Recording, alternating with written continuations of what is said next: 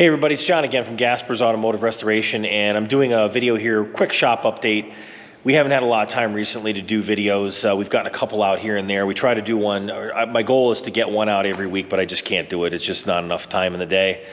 And I got a 2-year-old, and we got this business to run. So, but unfortunately, we can't get one out every week, but we've got a bunch of updates here in the shop I'm going to show you. We're going to talk about this Model A Ford here. We got a Fordson tractor to talk about, and we've got a carburetor. There's going to be some fire, torches, stuff. So stay tuned. You'll see that.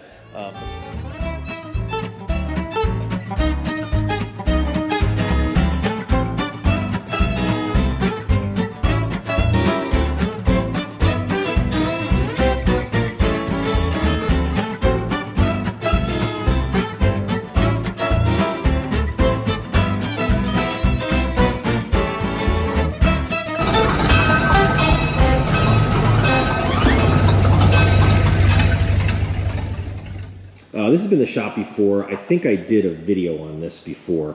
I'm pretty sure.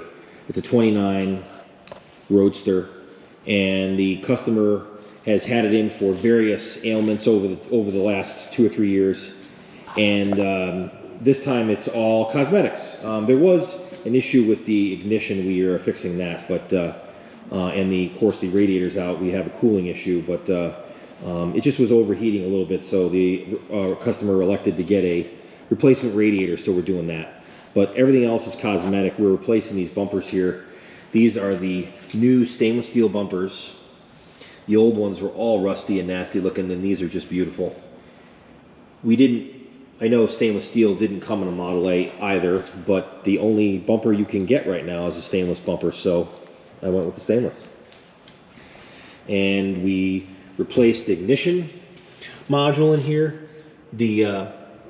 Basically the distributor plate inside, we replaced it with a new one. You can buy the whole thing. We just replaced it, and so it's got points, but it's variable, modern style points, I should say. And so that's been put in there and all wired up. Radiators out.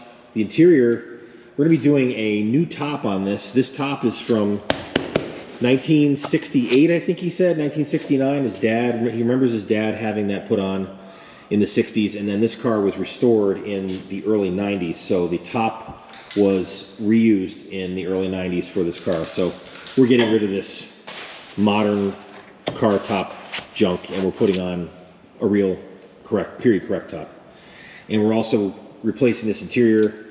These seats are just cheap seat covers. We're going to do this the right way with the correct materials, and it's going to look like $1 million. We're also going to do the kick panels down here and the door cards. The door cards are not there, so we're going to fix that problem, and it's going to look a lot nicer. And we're going to do side curtains on a Roadster.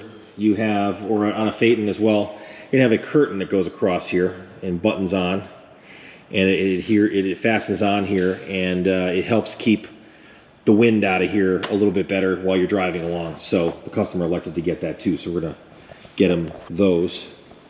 And in the back here, the rumble seat area, well, this is horrible, so we're gonna make this nice and reupholster the seats, and also put in the kick panels, which are missing, that cover up this whole entire area here. It's gonna be nice flat wall there, screwed in. It's gonna look really nice.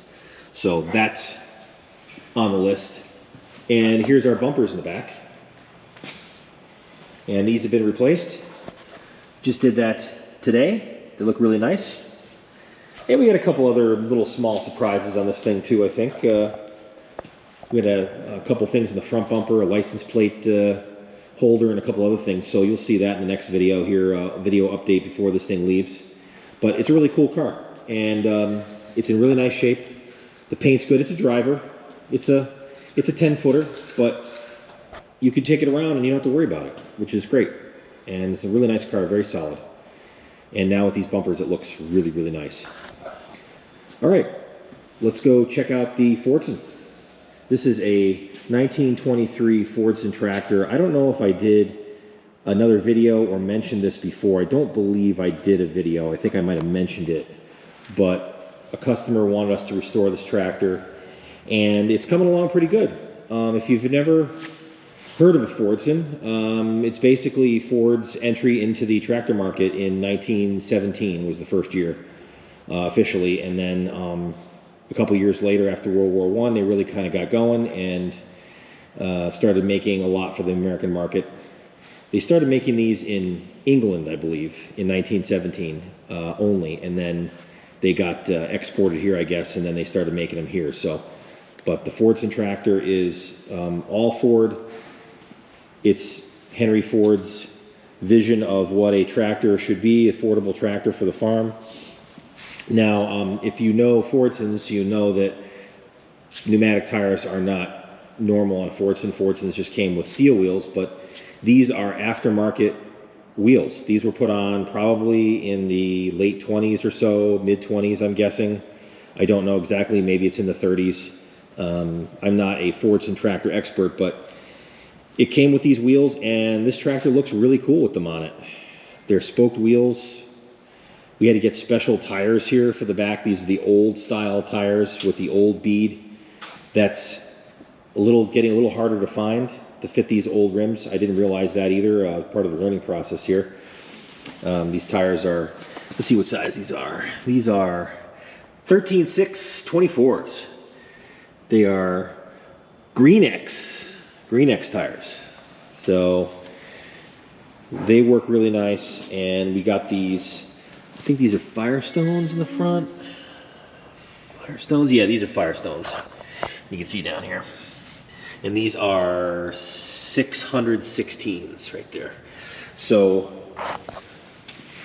really cool tractor. We completely rebuilt everything on this. The transaxle, the engine, and the engine's been rebabbited. New valves, new guides, new pistons. We had pistons made by Aggie Pistons in California, so they have a program there for stock Fordson pistons. We had the block board and sleeved to match the original size of the pistons, so it's back to stock. So this engine's going to run like brand new. All our gaskets, Olson's gaskets in Washington State. Thank you, Olson's. And they also had the gaskets for the back part of the Fordson as well. That was interesting. They had not only the engine, but the tranny, the transaxle. So we completely redid the clutch and everything inside here. It's all safety wired, really nice. And we've got the port here on the side. This is where the step peg would go on this. It's just a cover with a peg, and we, the customer had the power takeoff unit to go on here, and it's a belt pulley basically, and we are modifying that to have electric start. So with the Fordson, if you have the gear shifter in neutral and you put a flywheel on your power takeoff unit instead of the belt pulley, we're going to mount an early Ford car flywheel on there, and that's being done now. And we're going to put an early Ford starter motor right over here. It will turn the power takeoff shaft, which turns that gear right there, and that shaft, which turns the engine. And you can have electric start on your Fordson. Of course, Fordson was only crank start, so the hand crank on the front here is going to work just fine, but I really don't want to crank start it because I don't want to rip my arm off. And you can start them by hand. They're pretty easy to start, but I will start it by hand, but it's just going to be a nice feature to have that electric start. It's a lot safer. And we've got the fan assembly and the radiator over here, some extra parts on the shelf. These are all going to go out and get painted separately. There's the radiator there with the parts on top. It's a really nice radiator, all redone. Got a brand new core. Got the brand new steering wheel here, wooden steering wheel. This is really cool. It's going to go on. Brand new rebuilt magneto here. And again, that brand new radiator core in there. And there's the fan hub over there. So this is going to be super, super nice.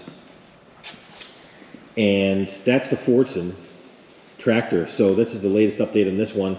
We'll have another update on this once this comes back from paint. That's the next step here. So we're going to be going off to paint as soon as we get a couple more parts back from the machine shop. We had to have some bushings redone on the clutch pedal and brake pedal assembly, and a bunch of things with the steering shaft bushings, they were all worn out, so we're getting that all fixed. And once that comes back, it's off the paint. So that's where we're at. And the next thing we're going to show you is a video I did a little earlier on carburetors and doing some repairs on that. Just going to discuss briefly a Zenith carburetor that we're working on, and it's a type 163, I believe. It's either a 163 or 63, I forget, but it's the larger Zenith carburetor you're going to find on a fire engine. So you'll see a video on that, removing something with a torch, and there's some flames and fire, and it's pretty cool. So stay tuned. So if you have a carburetor like this and you're working on an old truck, fire truck, whatever it is, you could do this yourself, a lot of this work.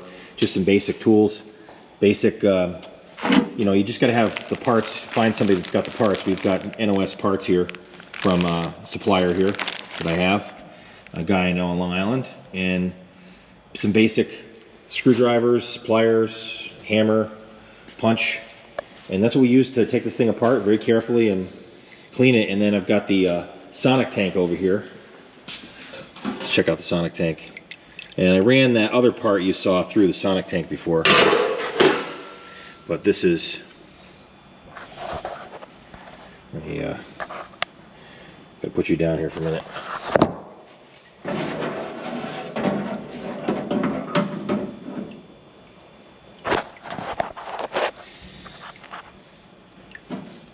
So you can see how the sonic tank starts to take the paint off, and all these little parts, pieces here, it works really, really well. And then when you go to clean it later with a brush, it just falls right off. It's really nice. And we have a bead blast cabinet here where we clean stuff, but this just helps get a lot of that grime off. And you can buy one of these online. They're not that expensive. I think they're a couple $100s. This one was a little more expensive as a bigger one, but you don't need to have the large unit like this at home. You can have a smaller one. And that's how we work on carburetors that we can't get rebuilt someplace else. We have to do them here.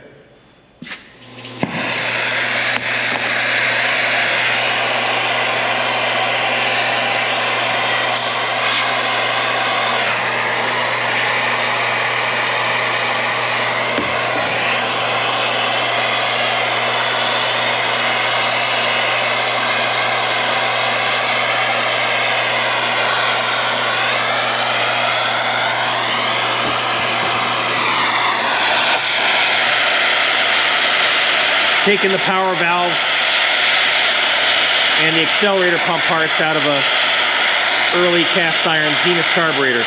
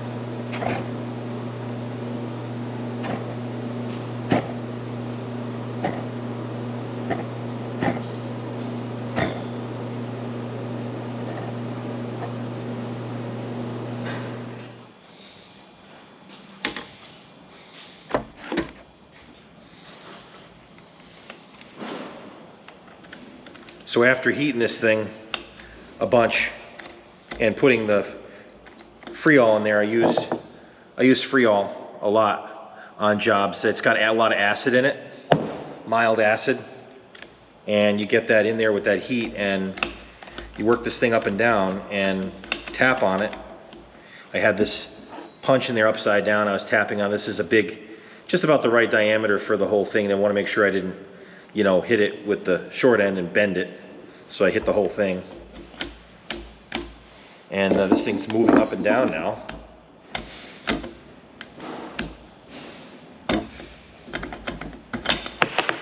Look at that. There it goes.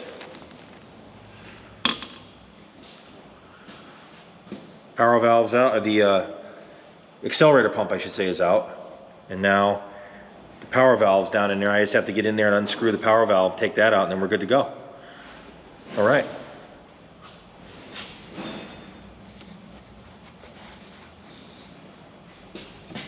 Boy, what a mess. I'll show you guys what this stuff that came out of here, nasty. But you see down in there, you can see the power valve. I'm gonna just unscrew that. And then here's our piston for the vacuum actuated accelerator pump. And that's gonna be reusable. We'll put that on the back on the pump and it'll be all good to go. Keep that old iron running.